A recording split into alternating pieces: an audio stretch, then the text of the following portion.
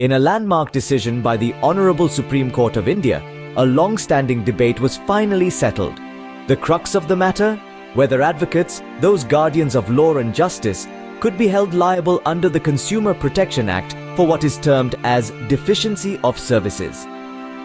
This query has, over the years, sparked myriad discussions, court cases, and academic debates, culminating in a definitive ruling on the 14th of May 2004. The case in question, Bar of Indian Lawyers through its president Jasbir Singh Malik versus D.K. Gandhi, PS National Institute of Communicable Diseases and another, saw the Supreme Court delve deep into the essence of legal services and their alignment, or rather misalignment, with the Consumer Protection Act.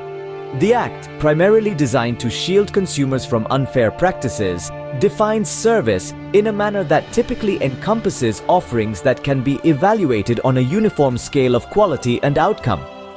However, legal services, as argued in the court, are inherently different. The court highlighted that the legal profession is not just any trade or business, it is a vocation requiring high levels of education, skill, and mental labor. The outcome of legal services is heavily dependent on factors beyond the control of even the most skilled advocates. These include the unpredictability of legal proceedings and the complexity of law itself.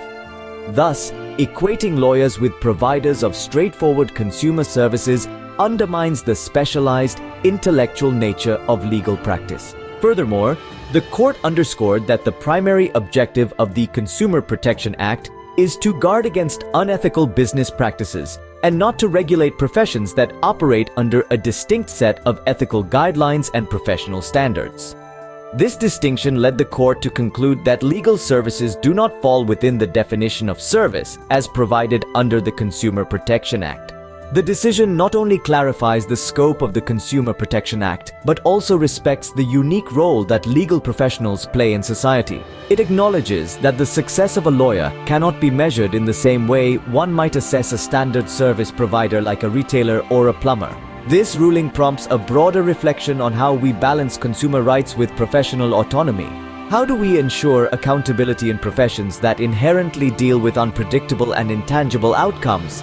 As the Bar Council looks to strengthen its grievance redressal mechanisms, one might ponder whether the legal profession's commitment to justice serves as its best consumer protection. How do we, as a society, reconcile the need for consumer protection with respect for professional judgment and expertise?